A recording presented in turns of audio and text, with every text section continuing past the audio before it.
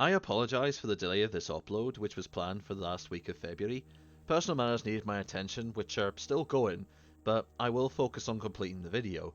Thank you so much for understanding, so let's begin. We conclude the Red Faction series with Red Faction Armageddon, developed by Velation and published by THQ in association with Sci-Fi Games. This installment ultimately marks the end of the franchise, remaining confined to 7th generation consoles. First impressions, I'm not particularly familiar with this title, as I only played a small portion of it. I can't recall the specifics and ended up stopping my playthrough, so let's see if it's truly as disappointing as some say, or it was simply misunderstood. You play as Darius Mason, the grandson of Alec Mason, in a storyline that takes place 50 years after the events of Red Faction Guerrilla, which is a spoiler for Red Faction Guerrilla. Adam Hale, the main antagonist, resembles Quan Chi from Mortal Kombat. I'm not joking. The events are set in motion after the destruction of a massive terraform on Mars, which was responsible for creating an Earth-like atmosphere on the planet's surface. This catastrophe renders the surface uninhabitable, forcing the Red Faction colonists to take refuge in an underground mine. 5 years after the terraform's collapse, Darius runs a business focused on mining and salvaging. One day he is deceived into reopening a fast shaft within a tomb, unintentionally releasing a long-dormant race of Martian creatures and triggering chaos.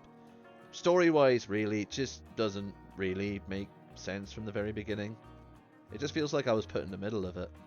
Gameplay-wise, I appreciate several features that Armageddon offers, particularly the implement of GeoMod 2.0, which I'm grateful for. Without it, I would have found the experience lacking.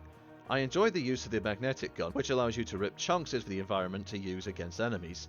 The explosive action remains as satisfying as ever, and found the Nano Forge particularly useful for reconstructing, which is essential for navigating certain areas of the game. You collect salvage for upgrades, and these enhancements can be managed through the skill wheel. It's not an open world game like Guerrilla, it's a third-person shooter similar to Gears of War, but feels inferior.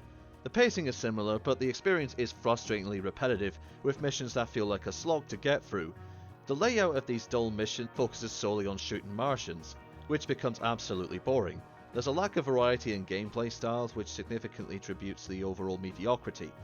The online modes are quite disappointing. The primary focus is Horde mode, which isn't particularly enjoyable. I realise I may have been a bit harsh on Battlegrounds. The absence of online co-op is a missed opportunity, as playing with someone would have made the experience more bearable. Overall, it feels like a significant downgrade. Additionally, the best mode, Ruin mode, is locked behind a paywall, which is frustrating. As of the time of recording, the DLC is still up on PS3, but honestly, it's not worth it. There's also a second campaign called Path of War, but I don't intend to explore that either. For now. This game exhibits a slow and unengaging pace, which can result in frustration due to the repetitive gameplay. Additionally, other game modes fail to deliver a compelling experience, ultimately rendering the overall experience quite forgettable.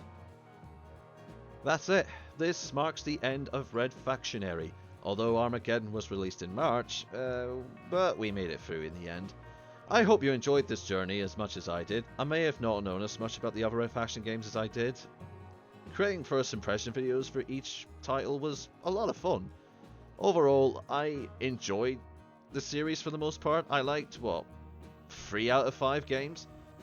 If it was like percentage, it would say, 60%, which is not too bad. If you're looking for recommendations from the collection, I would suggest Guerrilla for the chaos and mayhem, Red Faction 2 for its epic local multiplayer. If you can overlook the frustrating stealth sections and the funny AI, the first game is quite enjoyable. Unfortunately, once Sci-Fi Games got involved, the quality of the series declined rapidly, so I would avoid Battlegrounds and Armageddon. They both weren't very good. If you'd like to see another Red Factionuary next year, please give the video and the other ones I did a like and subscribe to stay updated.